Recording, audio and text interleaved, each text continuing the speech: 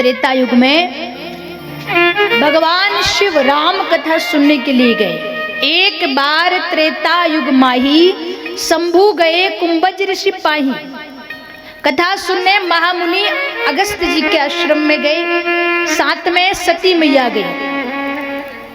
भगवान शिव और सती मैया ने जब कथा पंडाल में प्रवेश किया तो कथा व्यास जी ने व्यासपीठ से उतर के उनका स्वागत किया।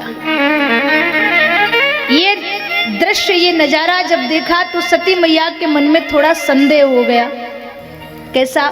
बोले अभी तक देखा ये था कि कथा सुनने वाले सुनाने वाले का पूजन करते हैं। आज पहली बार सुनाने वाला सुनने वालों का पूजन करने के लिए उतर गया। इसका मतलब ये हुआ या तो इन्हें ज्यादा ज्ञान नहीं है, और है भी सही तो महादेव जी से ज्यादा नहीं है। अब जिन्हें मेरे पति जितना भी ज्ञान नहीं है वो मुझे क्या कथा सुनाएंगे? मन में अभिमान आ गया।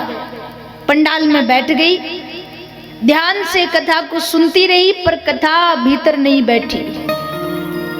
अंत में गोस्वामी जी ने चौपाई लिखी, राम कथा मुनिवर्ज बखानी, सुनी महेश परम सुख मानी। उन्हीं ने कथा को गाया, भगवान शंकर ने कथा को सुना। बाकी सब एक चौपाई आती है मानस में, राम कथा शशि किरण समाना, संत चकोर करही जेहि पाना। भगवान की कथा चंद्रमा की किरणों के समान है। जैसे चंद्रमा रोज निकलते हैं ना, तो हम तो रोज जाते नहीं चंद्रमा को देखने, छत पे जाते हैं। एक आध दिन जैसे करवा चौथ है या और कोई सा उपवास हो तो फिर बड़ा इंतजार, अरे चांद कब निकलेगा, 7 बज गए अभी तक नहीं निकला। जितना इंतजार आपको करवा चौथ वाले दिन होता है ना, उतना इंतजार एक चकोर नाम के पक्षी को रोज चंद्रमा का होता है, और वो चंद्रमा की शीतल किरणों का पान करता है। गोस्वामी जी कहते भगवान की कथा चंद्रमा की किरणों के समान है। हर कोई कथा सुन नहीं सकता, पंडाल में भले बैठ जाए, पर कथा उसके भीतर बैठ रही है कि नहीं बैठ रही है। पंडाल में कितनी भीड़ है ये मायने नहीं रखता, पर पंडाल में बैठने वाले भक्तों में से कितने भक्तों में ये कथा जाके बैठ रही है।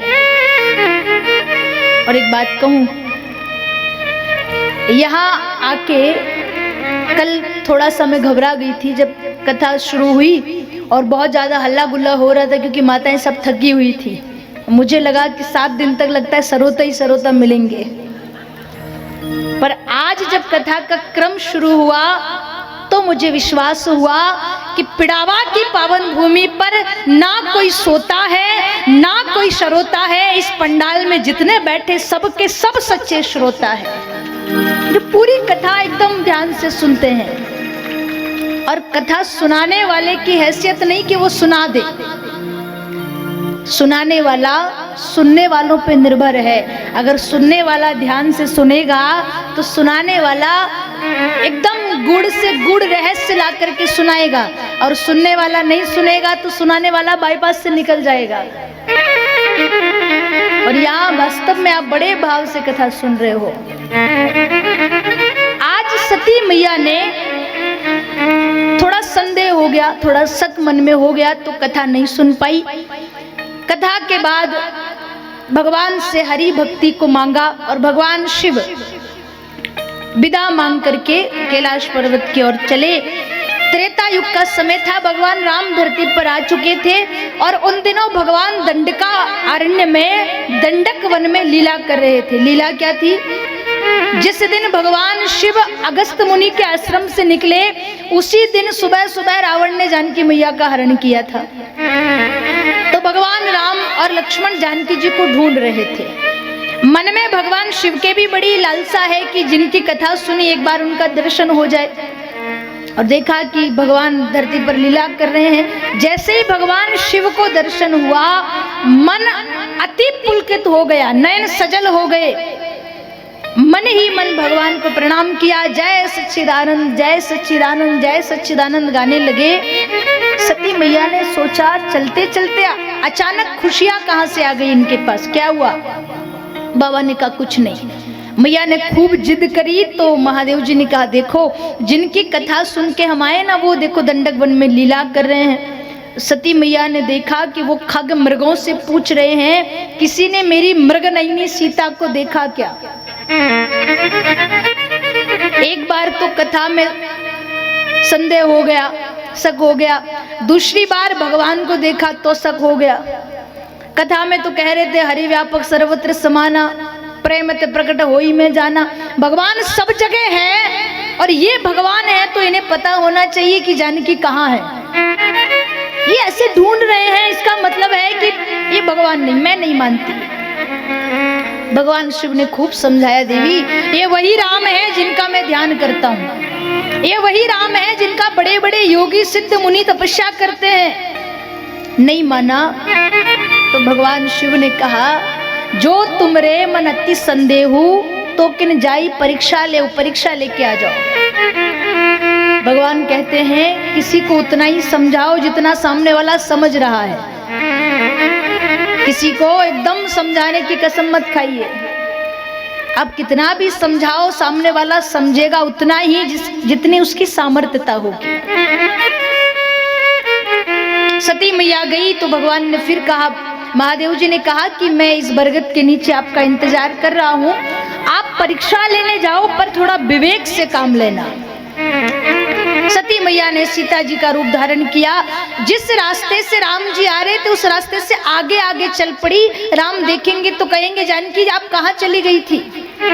और जैसे आगे आगे कोई सीता जी के रूप वाली नारी नजर आई तो लखन लाल ने राम जी को कहा भैया देखो नकली भाभी जा रही है। अब नकली भाभी क्यों कहा, सती ने तो सीता का रूप धारण कर लिया था। तो संत कहते हैं कि किसी के जैसा रूप धारण कर लेना, किसी का मुखौटा पहन लेना ये बड़ा विषय नहीं है। बड़ा विषय है किसी का स्वभाव अपने भीतर लाना। सती मैया ने सीता मैया का मुखौटा तो पहन लिया पर उनका स्वभाव कहां से लाती। लक्ष्मण जी ने कहा ये मेरी जानकी माँ के रूप में जो आगे आगे जा रही है ये नहीं जानती कि जानकी मैया कभी रघुनाथ जी से एक कदम आगे नहीं रखती थी, हमेशा भगवान के पीछे पीछे रघुनाथ जी के पद चिन्हों पर चलती थी और ये आगे आगे दौड़े चली जा रही है। इसका मतलब ये मेरी भाभी माँ नहीं हो सकती। राम जी ने लखनलाल को कहा मैं जाके देखता हूँ। पास में गए, हाथ जोड़ करके प्रणाम किया। जो रिपान प्रभु कीन प्रणाम, पिता सहित लीन निज नामो, अवध नरेश महाराज दशरथ का पुत्र राम आपको प्रणाम करता है। अभी तक समझ नहीं आया कि प्रणाम क्यों किया है। अगले क्रम भगवान राम ने पूछा कहो बहोरी कहाँ वृष के तू, भगवान शंकर कहाँ है। अब समझ में आया कि पहचान लिए। देवी आप इस वन में अकेली घूम रही है, आप जानती है ये मायावी राक्षसों से घिरा हुआ वन है। क्या हो गया, भगवान शिव में और आप में लड़ाई हो गई है। देखो अकेले मत घूमो, मैंने थोड़ी देर अपनी पत्नी को यहाँ अकेले छोड़ा था, पता नहीं कौन चुरा के ले गया, उसी को ढूंढ रहा हूँ। अब भगवान राम ने पहचान लिया। सती को बड़ा पछतावा हुआ, धरती पर बैठ गई, आंखें बंद कर ली। 14 राम ही राम नजर आने लगे। उठ करके गई, पुनः सती रूप धारण किया, भगवान शिव के पास गई तो भगवान शिव ने पूछ लिया ले आई परीक्षा। यहाँ सती मैया ने झूठ बोल दिया। कछु न परीक्षा लीन गोसाई, कीन प्रणाम तुम्हारी नाई। मैंने परीक्षा नहीं ली, जैसे आपने प्रणाम किया वैसे ही मैंने कर लिया। आपने दूर से किया, मैं पास में से करके आई हूँ। भगवान शिव विचार करे, प्रणाम करने वाली होती तो यहीं तक कर लेती। इतना समझा समझा के थक गया, नहीं मानी और पास में जाके प्रणाम करके आ गई। ध्यान में देखा तो पता चला कि सीता का रूप धारण करके गई थी। मन में बड़ी गिलानी हुई, मन ही मन सती का त्याग कर दिया। अब इस शरीर को पत्नी रूप में स्वीकार नहीं करूंगा।